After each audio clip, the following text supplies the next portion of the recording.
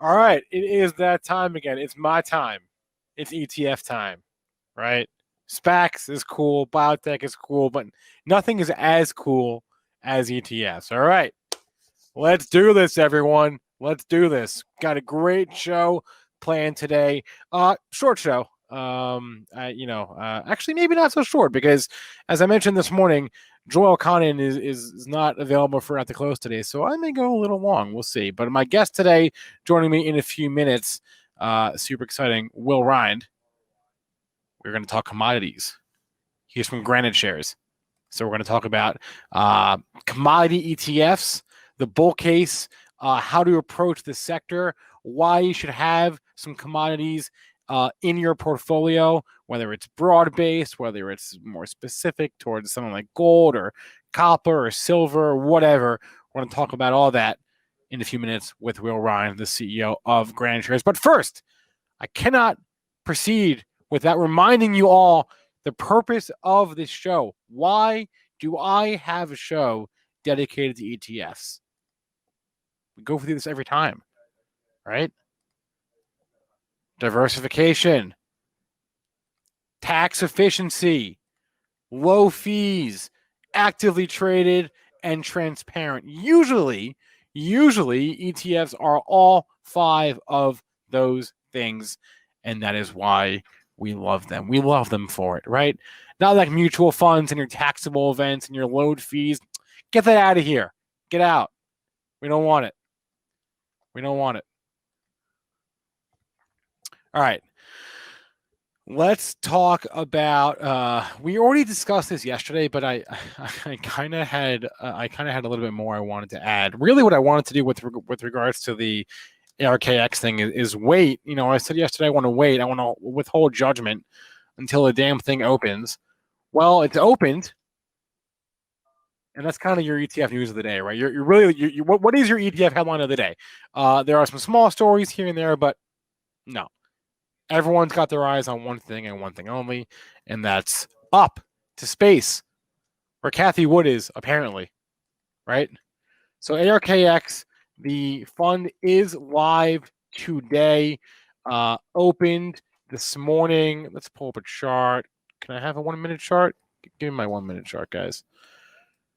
Not a lot of price history. Here we go. Just share my screen so y'all can see what I'm seeing. Not a lot of price history, obviously 1 day of price action, but here we go. The ARK Space Exploration. Let's change our background. Geez. An innovation ETF is live. Okay, so obviously we're not going to react to 1 day of trading because nobody really cares about 1 day. Really, what's going to be interesting to note, as I said yesterday, is what kind of flows does this fund take in, right?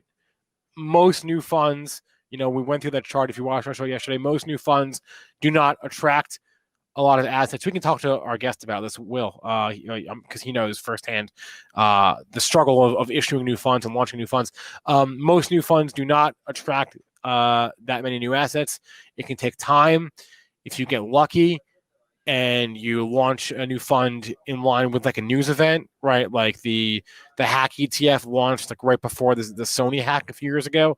That can help. Most new funds do not launch with the fanfare of an ARKK. Okay, so we're going to be watching this and see what kind of flows does it get. Cat Van is asking the $1 million question, right? Let's say you do want some space exposure. Why ARKK and not UFO? Well, Moon Cat is not a space ETF, right? Moon isn't that the direction? That's the direction Moonshot Innovators. That's more of a broad-based tech innovation fund. But why not ARKK or UFO? That's going to be the question, right? That people who are into the space are going to have to answer. And there really is no right answer, unfortunately. You can have your opinion on which is better for you, but there's going to be a lot of that, and I'm sure we'll do a lot of that on our shows going forward here is which is better. I'm actually going to have Andrew Channon the manager of UFO, on this very show next week. What's today? Tuesday? Next Wednesday. Next Wednesday. He'll be on to talk about space and UFO. And we can compare and hear directly from the UFO's mouth. Eric Douglas is bringing up a good point. This fund is actively managed. UFO is not. That's one difference. Obviously, the main difference is going to be the holdings, which we went through yesterday. And if you didn't check that out or you didn't check out the list, I recommend it. There are some head scratchers for sure. Talking to you, John Deere, and Netflix, and Alibaba, and 3D printing ETF. But hey, we're open. People were waiting for this for like 2 months. So the day's here. The day's here. Not much more to say though until we get more history and we see some flows data. There really isn't much to add on the ARKX front for now. We will come back to this when we have some data to discuss. Where can you buy Benzinga hoodies, Eli? Swag.benzinga.com is your answer. This is a nice hoodie, actually, if I do say so myself. All right. What else? There really isn't much on the ETF front to add today, guys. There's not much news.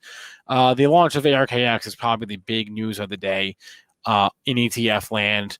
We went through, if you missed yesterday, we went through the gainers, losers of the last week in terms of returns, in terms of flows. So nothing's really going to change day over day.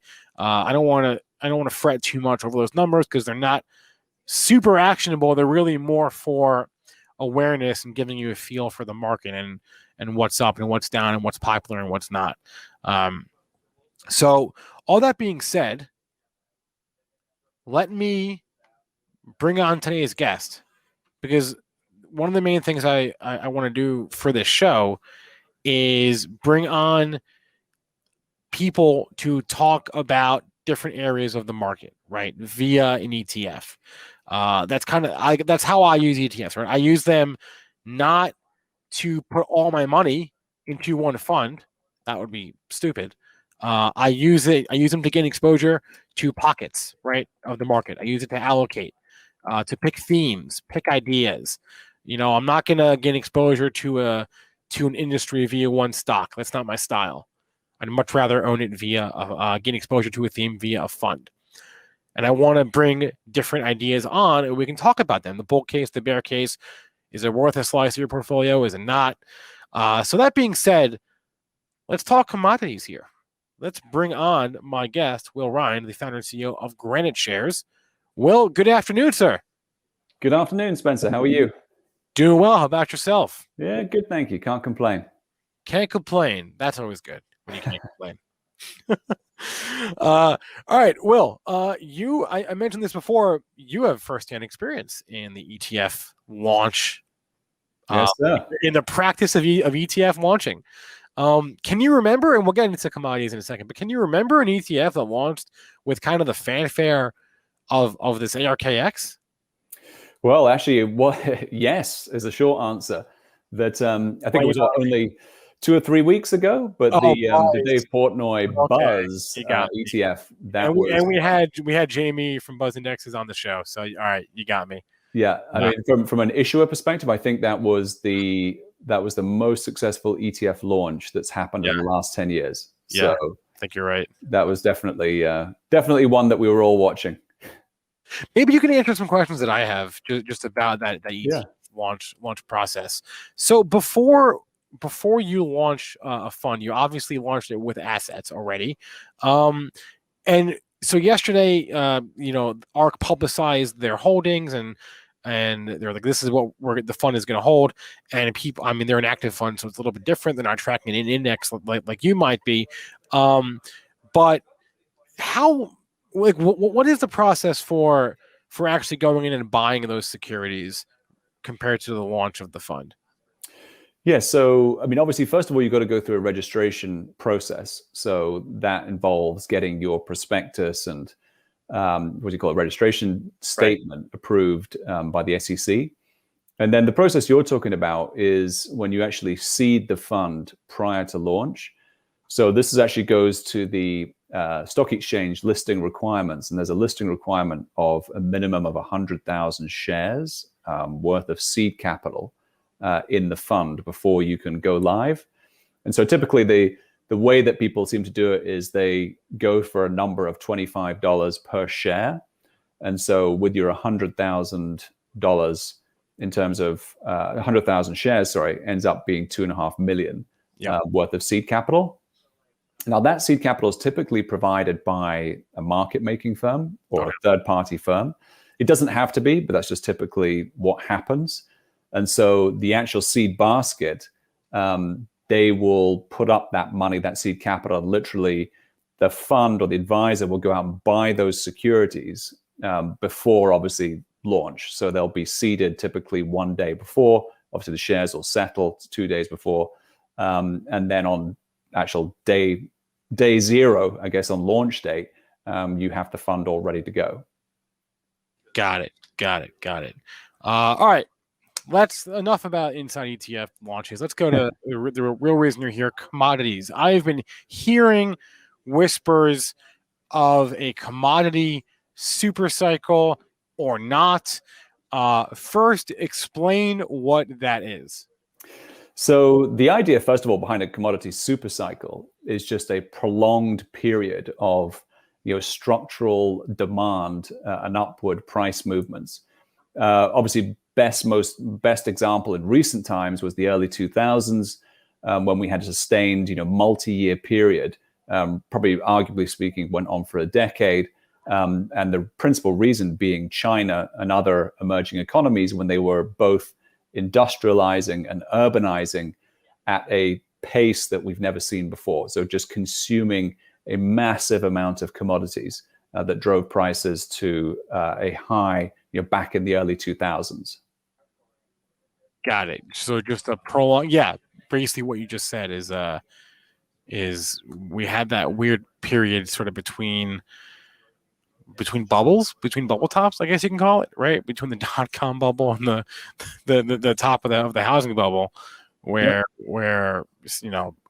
commodity-based stocks, ExxonMobil, everything just sort of value, I guess, it sort of shot up.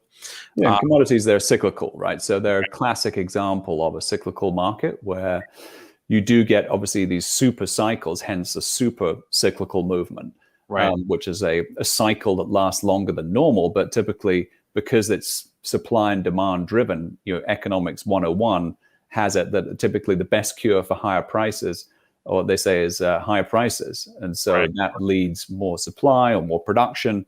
And then that in itself, once you bring on more supply than you have demand, typically then prices adjust accordingly.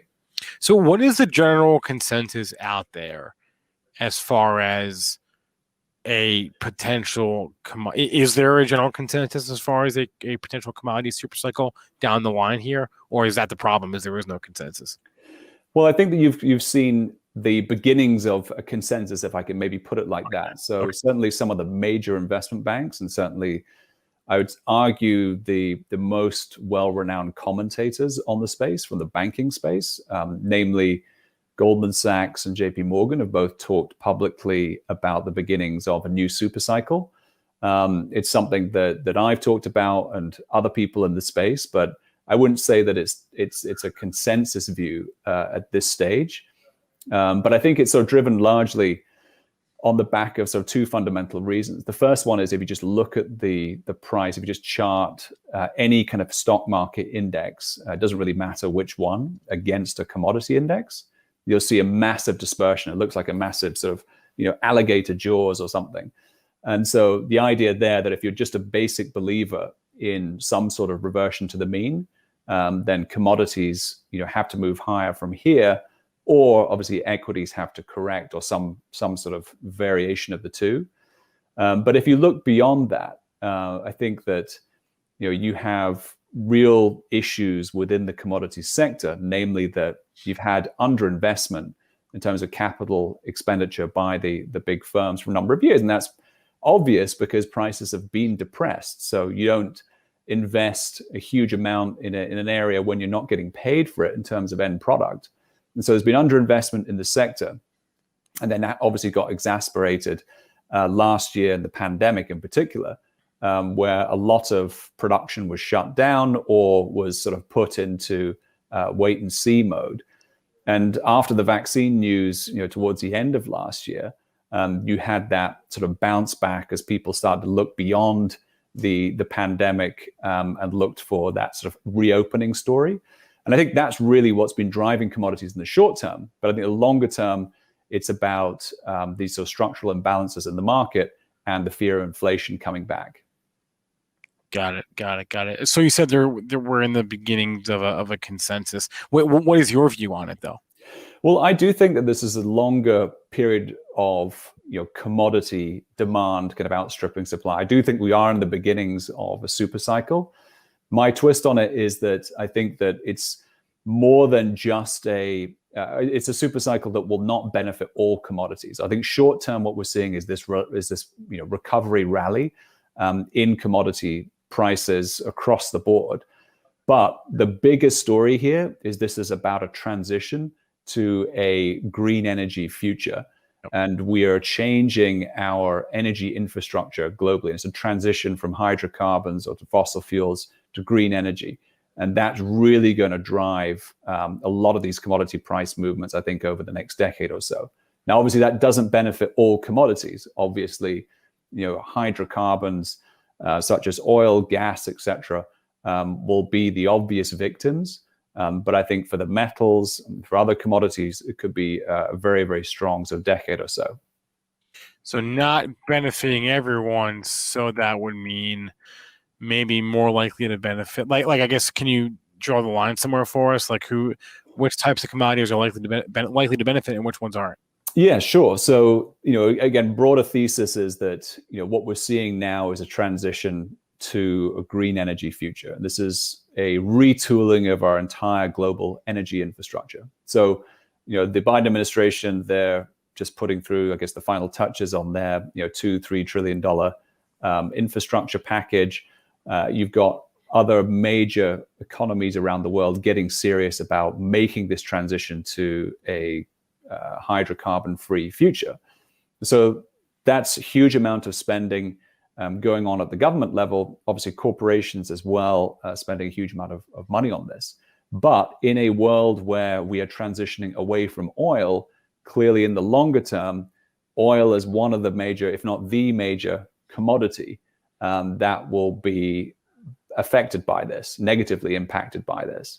But other fossil fuels as well, coal, gas, they're all going to be, in the long run, as we transition away, negatively impacted by this. And obviously, the beneficiaries are any commodities or all commodities that are used in new technologies, be it anything from solar power to wind to any other technology, just more broadly. And those, to overgeneralize, would be most of the metals. Okay. All right. So, and that kind of leads me to my next question, which was sort of about the metals here. What is the bull case aside from green, a transition into green energy? Like what is the bull case today for metals? You have a couple metals funds. Some are broad. You have one that's super broad based, right? COMB. You have others that are. You have a platinum fund. You have a gold trust. Yep.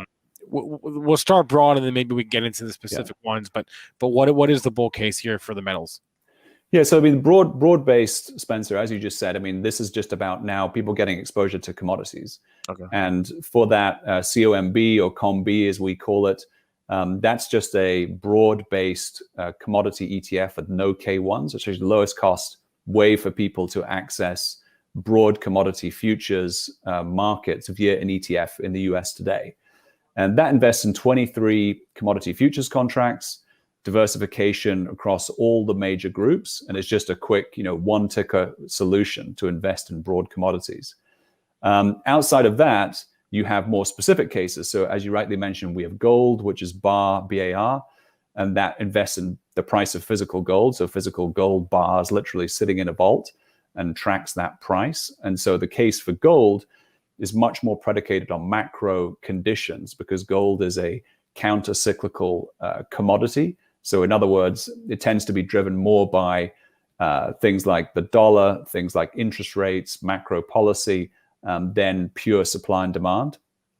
And then we have platinum, which is again very similar structure, PLTM to gold, physical bars of platinum. In this case, technically they're called plates, an ingot, but they sit in a vault and track the price of platinum. But the case for platinum is much more linked to this green energy transition we're talking about, because platinum is a really important element in not just the production of green hydrogen, which is hydrogen that is coming from green energy sources, but from hydrogen fuel cells themselves, where it's used in the catalyst process.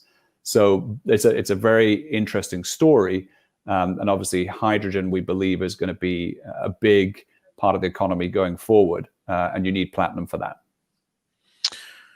I'm curious what kind of interest, what kind of interest you're seeing in your funds, maybe from like the non-traditional places. I imagine you speak a lot with asset allocators and institutions who want exposure, but we've seen in the last couple months, maybe like the retail lens has sort of expanded. Like the retail investor lens has maybe expanded away from just being zeroed in on like just growth tech to other things, right? And I'm just curious if you have observed that as well, as it relates, whether it's to your funds or commodities more generally, a more broad-based interest in this area of the market. Yeah, I have actually. Interesting story. So I think from gold perspective, that's really been the one commodity, the one product that we've had that has universal appeal. So, I always say the good and the bad thing about gold is that everybody knows what it is. Find anybody on the planet, they know what gold is. That's the good news. The bad news is they have an opinion on it, and it's not always favorable.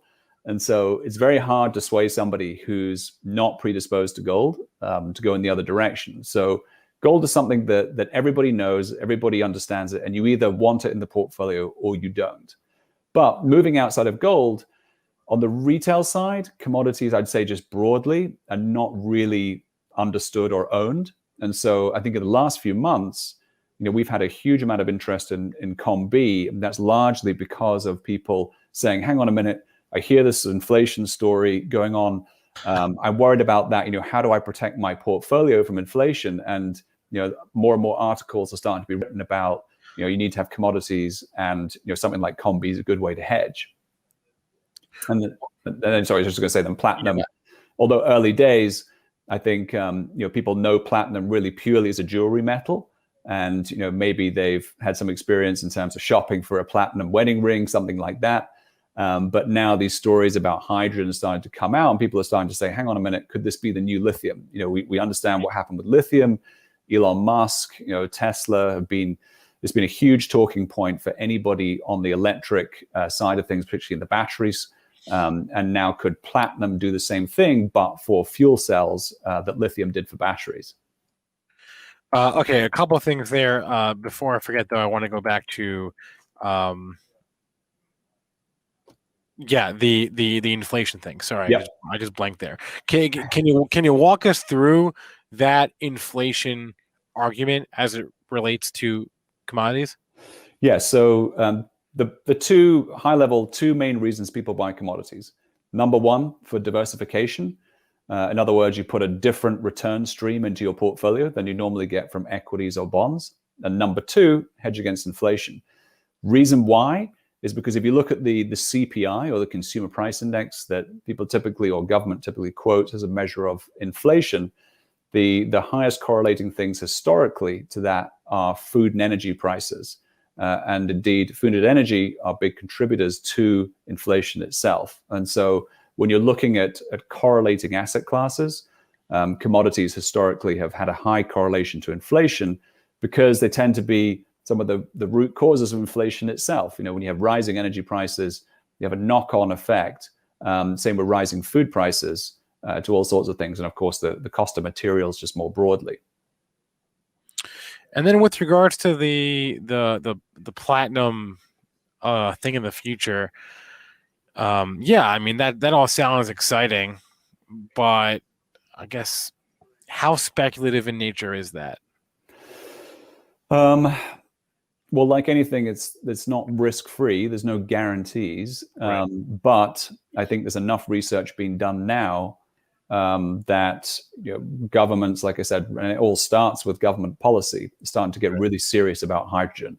And so there's a lot of good material on the internet for people to read for themselves and make their own mind up. But I think we're starting to get serious about this technology. The investment is starting to come. And from that perspective, it's, again, something similar to what happened with lithium, with cobalt, with all the other metals that were probably very speculative, or at least modestly speculative at the time.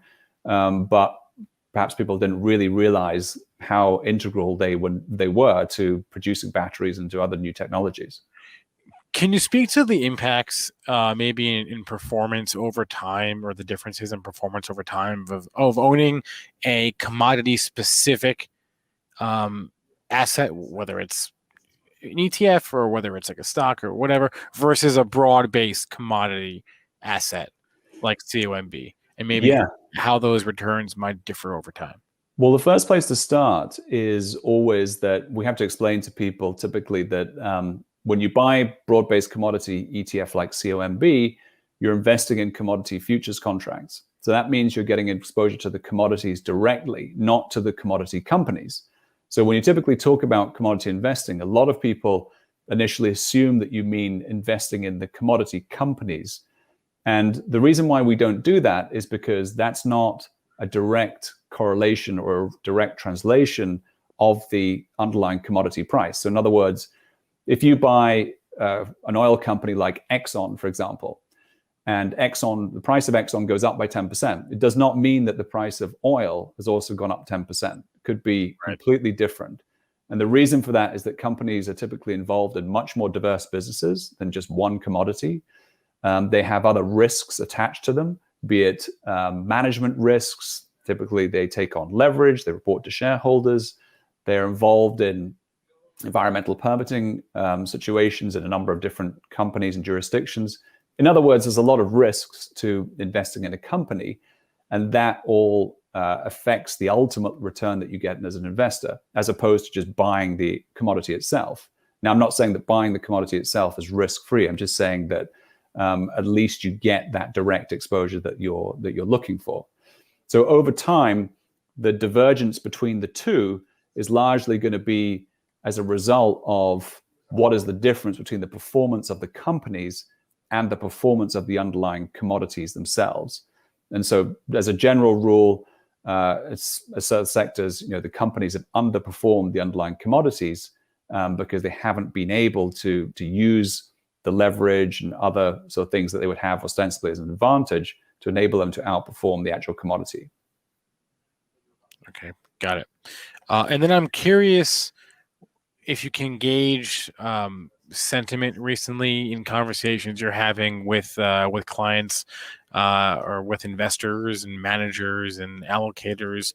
I'm wondering, over the last couple of weeks, say, or a couple of months, how has sentiment changed, if at all? Well, sentiment for broad commodities, I would say, and for platinum has been the strongest that I've seen it in quite some time. So Really? certainly over the last few months, Okay. as typically all the conversations we've had as a firm have been about those. And we're into income products. We have large cap equities. So it's not just commodities. But that's where I'd say the lion's share of the conversations have been. Less so about gold. And again, it's not that people are negative on gold at the moment. I think people still want to own gold. We haven't really seen a lot of redemptions in gold. It's just that people's focus right now are much more on the pro-cyclical commodity side, and that's on Combi and our platinum ETF, PLTM. Here's a question from chat. I don't know if you can answer, but if you can, great. And if not, that's okay. Do you have any ideas or suggestions for ways to get exposure to maybe the ag side, the ag commodity space? Whether it's whatever, wheat, soy, corn, whatever. Do you have any ag favorites? No, absolutely. So probably the two places I would send you immediately are number one, Invesco. Obviously, the large asset manager has a broad agricultural ETF that invests in underlying agricultural commodity futures. Is that Moo? No, it's DBA is the ticker. Okay, DBA, right. Yeah. But funny you should say Moo, because that's a great example where Moo is a similar product from Van Eck, but it invests in the commodity companies, not in the actual underlying commodities. And then there's another firm called Teucrium, and Teucrium provide a series of commodity ETFs as well, but individual commodities. So ags is their specialty, and they have a corn ETF. They have other individual ag ETFs. So their company's called Teucrium. All right, Will Rhind is talking about his funds and funds that don't even belong to him. That's okay. Will Rhind, he's the founder. That's okay. We're here to help people out. That's what we're doing. The founder and CEO of GraniteShares. Again, if you missed it, COMB, PLTM are the two funds we just discussed the most. Will, a pleasure to talk to you as always. Thank you for joining us, and we'll be in touch. If that super cycle ever comes, you're my first phone call. It's already here, but thank you. It's already all right. Thanks a lot. Take care. Bye.